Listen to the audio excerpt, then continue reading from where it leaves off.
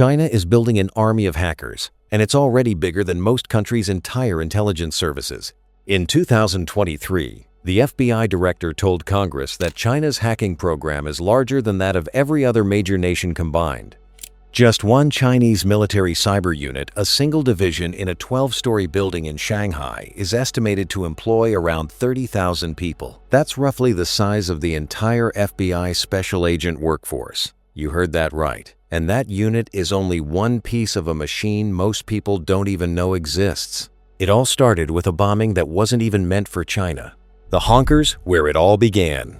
To understand how China built the most sophisticated cyber warfare machine on the planet, you have to go back to 1994, the year China connected to the internet. Universities got access first, years before the general public, and almost immediately, students on dial-up bulletin boards started teaching themselves to hack. They shared programming tips, swapped exploit codes, and competed to see who could break into the most systems. No government direction, no military funding.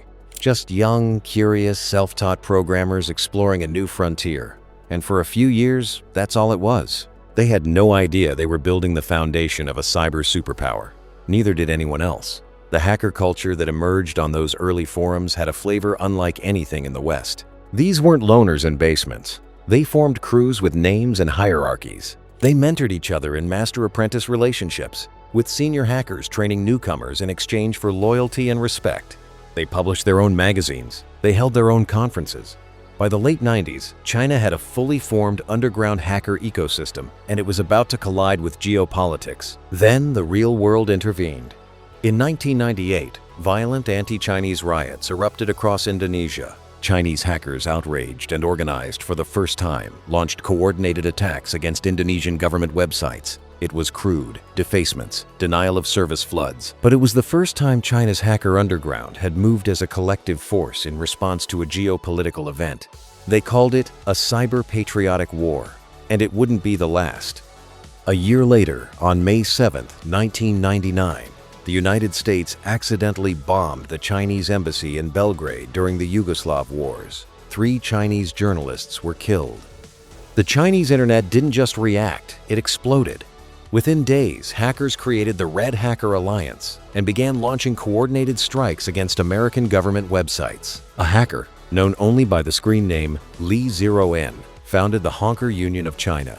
Honker, meaning red guest, a deliberate contrast to the Western black hat hacker.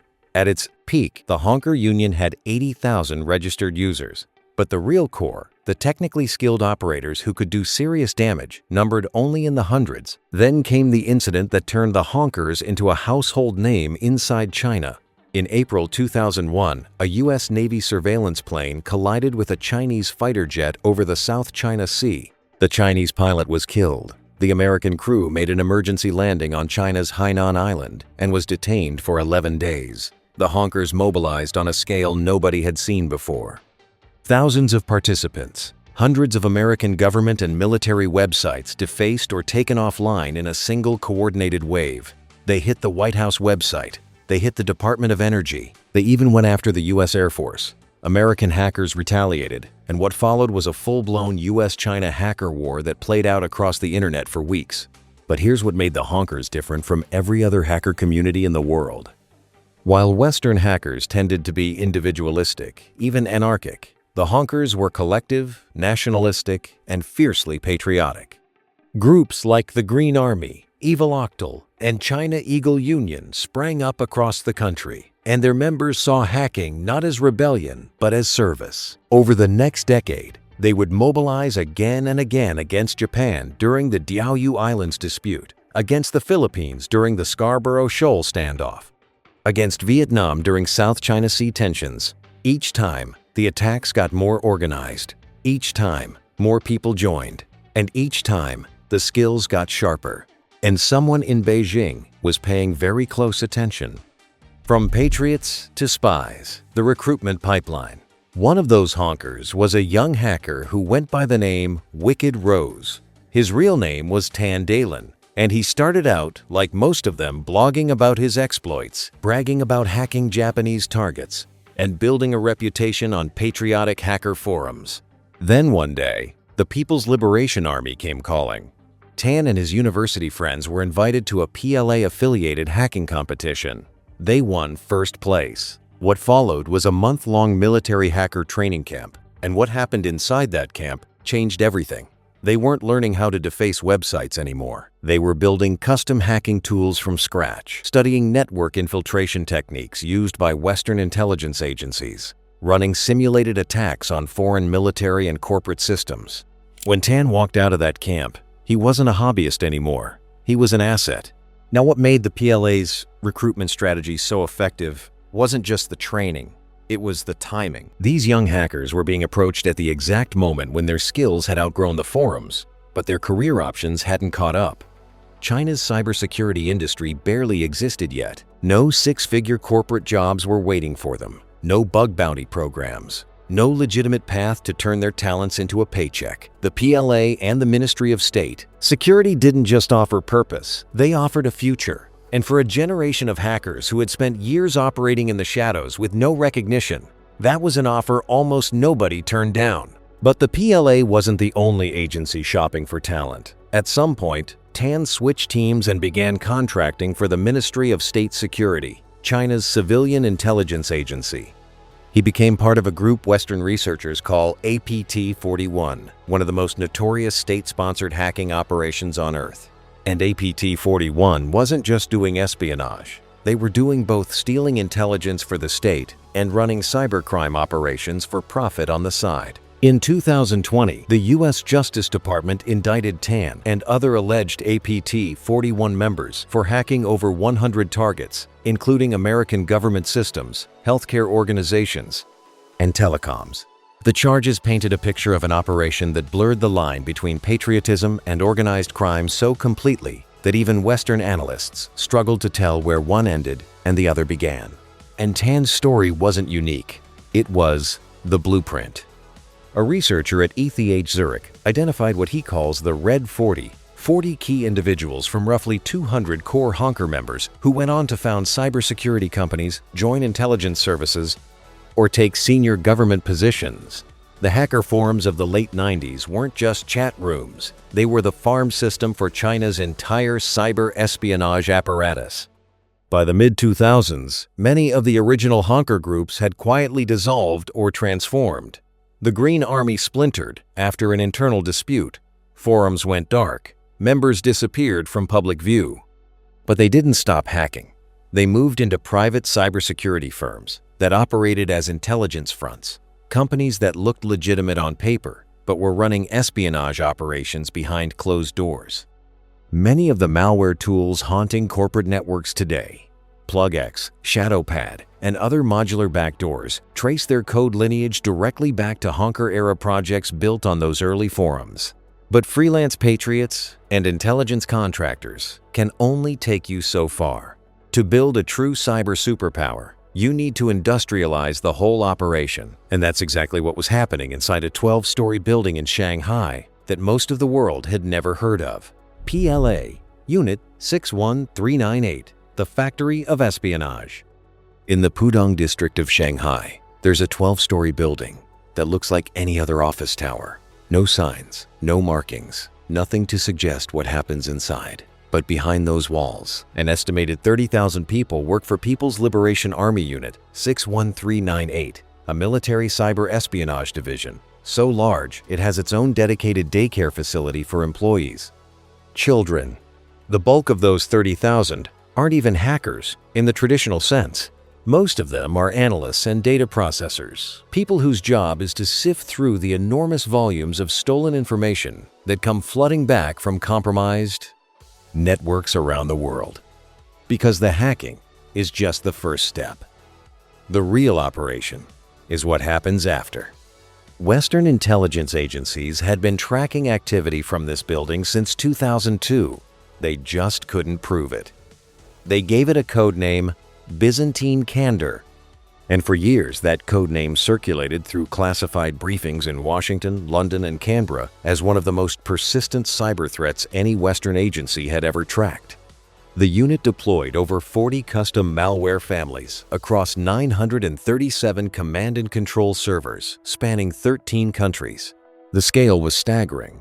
But without hard public evidence tying the activity to a specific PLA unit, there was nothing anyone could do about it. For over a decade, the unit operated in the shadows, and what they were doing inside those networks was far worse than anyone on the outside realized. They didn't just break in and grab what they could. They established persistent access, embedding themselves inside victim networks for months or even years at a time, quietly extracting technology blueprints, proprietary manufacturing processes, test results, business plans, pricing documents, partnership agreements, and emails from senior leadership. They could be inside your network right now, and you wouldn't know it until it was far too late. Then, in February 2013, a cybersecurity firm called Mandiant published a 60-page report that blew the whole thing open. They traced years of relentless cyber espionage affecting at least 141 organizations across 20 major industries directly to Unit 61398. Not just to a city or a region, to specific IP addresses, specific networks, and a specific building. They even named individual hackers, Wang Dong, who went by Ugly Gorilla, a man who had publicly expressed interest in joining China's cyber troops as far back as 2004, Mei Qiang, known as Super Hard, and an operator who used the handle Dota. These weren't faceless ghosts. They had social media accounts. They made sloppy operational security mistakes. They were real people with real digital footprints. And Mandiant took an enormous risk publishing the report, because going public meant burning the infrastructure they were actively monitoring, alerting Unit 61398 to every technique that had been used to track them, and putting a target on Mandiant's own back. A year later, the U.S. Department of Justice did something that had never been done before.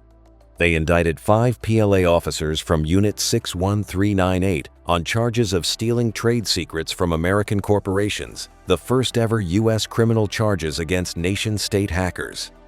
The stolen data included hundreds of terabytes of proprietary information from companies like Lockheed Martin, Westinghouse, U.S. Steel, and dozens of firms across the aerospace, energy, and technology sectors.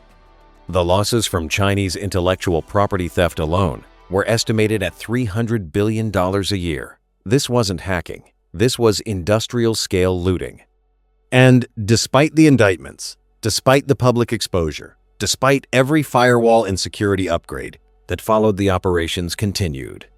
Unit 61398 simply adapted, diversified its infrastructure, and got better at hiding. But here's the thing that should keep you up at night. Unit 61398 was just one unit, one node in a network that was about to get a massive upgrade because China was preparing to restructure its entire military around cyber warfare. The restructuring, from support force to cyberspace force. In late 2015, Xi Jinping announced the most sweeping military reforms China had seen in decades. At the center of it was a brand new branch called the Strategic Support Force, an organization that pulled space, cyber, electronic warfare, and psychological operations under a single command for the first time in PLA history. China's official military strategy that year said it plainly: develop a cyber force capable of situational awareness, cyber defense, and offensive operations. The message was clear. Cyberspace wasn't a side project anymore. It was a domain of warfare, equal to land, sea, and air. The idea behind the Strategic Support Force was integration. Break down the silos between the PLA's cyber units, its electronic warfare teams, its space operations, and its psychological warfare divisions, and put them all under one roof so they could operate as a single coordinated machine. At its inception, Western observers called it one of the most innovative military restructurings of the 21st century. It was supposed to be the future of Chinese warfare. But behind the scenes, the experiment was falling apart. The structure created bureaucratic layers between these critical capabilities and the Central Military Commission, the highest military body in China, chaired by Xi himself. Corruption scandals swept through the PLA's senior ranks, including officers connected to the Strategic Support Force, and Xi, by all accounts, wanted more direct control over the information domain, not less. So in April 2024, less than 9 years after it was created, China dissolved the Strategic Support Force entirely, and what replaced it was even more alarming. 3 independent forces, each reporting directly to the Central Military Commission with no bureaucratic middleman. An aerospace force, an information support force, and a dedicated cyberspace force. Western analysts were caught off guard. The cyberspace force absorbed every offensive and defensive cyber operation, every cyber intelligence unit, every electronic warfare and psychological warfare capability the PLA had built over the previous decade. It now operates 5 technical reconnaissance bases aligned with China's 5 theater commands, plus something called the Cyberspace Operations Base Unit 32087, headquartered in Beijing's Haidian district. This single base consolidated offensive cyber espionage, cyber attack capabilities, electronic warfare, psychological warfare, and advanced cybersecurity research units from across the entire PLA, the Army, the Navy, the Air Force, and the Rocket Force, into one operational command. Think of it as the Pentagon Cyber Command, NSA, and Psychological Operations Units all fused into a single entity with no oversight gaps between them. In September 2025, the Cyberspace Force made its first public appearance at the China Victory Day Parade, rolling out vehicle-mounted drone relay systems and cyber electromagnetic warfare platforms in front of the world's cameras. The drone systems were a direct response to lessons learned from Russia's catastrophic communications failures in Ukraine. China watched what went wrong and built hardware to make sure it never happened to them. This wasn't a secret anymore. China wanted everyone to see it. And yet, the military is only one layer of this machine. Because beneath it sits something even more unsettling. A civilian army that can be activated with a phone call. The cyber militia civilians on the front line. Here's where China's model becomes something no other country has ever attempted. Across the country, embedded inside state-owned enterprises, universities, and private tech companies, there are paramilitary cyber units composed of civilian volunteers. They operate under the dual leadership of local governments and the PLA. They're called cyber militias, and they are not weekend warriors running practice drills on outdated software. China's cyber militia system has been reformed and expanded over the past decade from a peripheral afterthought into a strategically critical component of the PLA's broader warfare architecture. These units are organized by civilian work units, state-owned enterprises, tech firms, research universities, and tasked with supporting the defense of critical network infrastructure, logistics systems, and communications platforms. But increasingly, their role goes far beyond defense. Authoritative PLA commentary describes these units as participants in offensive missions, including network attacks, deception operations, and what the Chinese military calls public opinion warfare, the manipulation of information environments during a conflict. These units draw on civilians who already possess elite-level technical skills, people who hack networks for a living in their day jobs. Offensive cyber operations, network reconnaissance, systems exploitation. The gap between China's active-duty cyber forces and these civilian reserves is far narrower than in any traditional military domain. Some of these militia units can pivot from support roles to frontline offensive operations with almost no lead time. They train regularly in simulated offensive and defensive cyber scenarios, and PLA planning documents explicitly identify them as a vital force for specific contingencies, including a potential invasion of Taiwan and crises in the South China Sea. That means if a conflict breaks out tomorrow, China can surge its cyber capacity almost overnight by mobilizing people who were sitting in private sector offices that morning. And it goes deeper than militias. In 2024, a massive leak from a Chinese cybersecurity firm called iSoon exposed exactly how the private sector feeds into the intelligence machine. Internal documents revealed that iSoon had been contracted by the Ministry of State Security and the PLA to hack foreign governments, infiltrate telecom networks, and monitor social media platforms, all while operating publicly as a legitimate business. They weren't the only ones. Another firm, Integrity Tech, appeared in U.S. sanctions filings for building malware, laundering stolen data, and running espionage operations under the cover of commercial cybersecurity work. The line between China's private sector and its intelligence apparatus isn't blurred, it's been erased. So now you have the full picture. Patriotic hackers feeding talent into intelligence agencies, military cyber units operating at industrial scale, a dedicated cyberspace force with theater-level commands, civilian militias ready to mobilize on demand, and private companies doubling as spy shops. But the question you should really be asking isn't how China built all of this, it's why. The real reason why cyber is the new battlefield. After China restructured its military in 2024, PLA Daily published a single line that tells you everything you need to know about what comes next. Victory is achieved through information. Whoever holds information superiority will hold the initiative in war. That's not a slogan. That's a doctrine. And it explains every single thing you've heard in this video. China doesn't view cyber capabilities as a supplement to its military. It views them as a pillar of national power equal to its navy, its nuclear arsenal, and its missile force.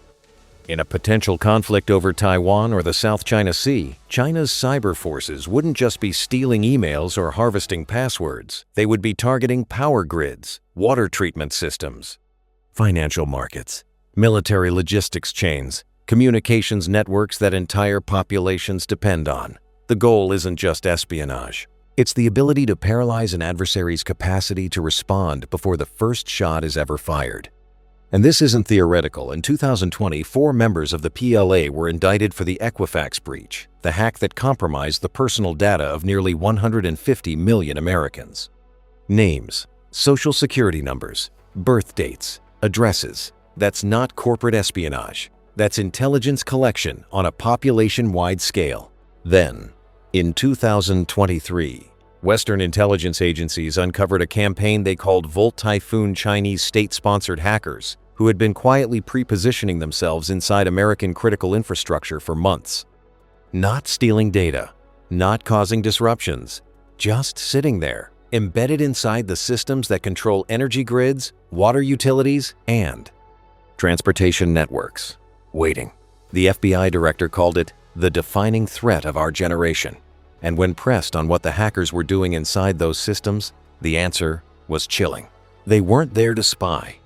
They were there so that if a conflict ever broke out over Taiwan, over the South China Sea, over anything, they could flip a switch and cause chaos across the American homeland before a single soldier deployed. And the economic dimension is just as deliberate. $300 billion a year in stolen intellectual property flowing from American and Western firms into Chinese state-owned enterprises and military programs. That's not a side effect. That's an accelerant, compressing decades of research and development into years by simply taking what others have already built. Every fighter jet blueprint, every semiconductor design, every pharmaceutical formula that gets exfiltrated from a corporate network feeds directly into China's military modernization and industrial dominance. The PLA officers who were indicted in 2014 weren't freelancers. They were stealing specific technologies that directly corresponded to gaps in China's own defense programs. Westinghouse nuclear designs, Lockheed Martin fighter jet specifications, U.S. steel manufacturing processes. Each theft was surgical, targeted, and strategic.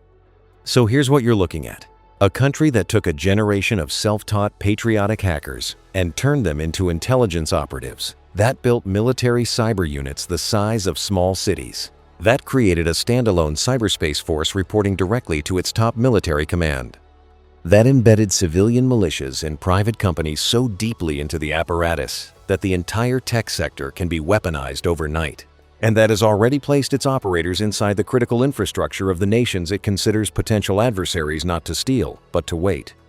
The next time you hear about a data breach at a hospital, a compromised power grid in a major city, or a telecom network quietly infiltrated by an unknown actor, understand that you might not be looking at a crime. You might be looking at a rehearsal. Because China didn't build an army of hackers to steal your data.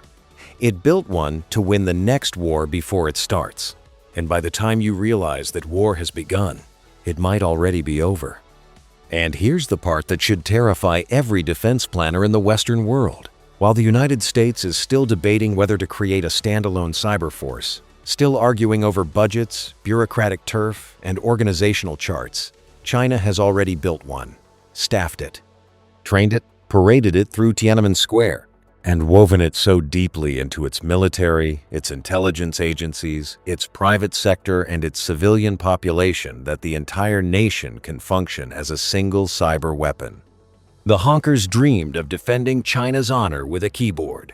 3 decades later, their dream has become the most sophisticated offensive cyber apparatus the world has ever seen. And it's not finished yet.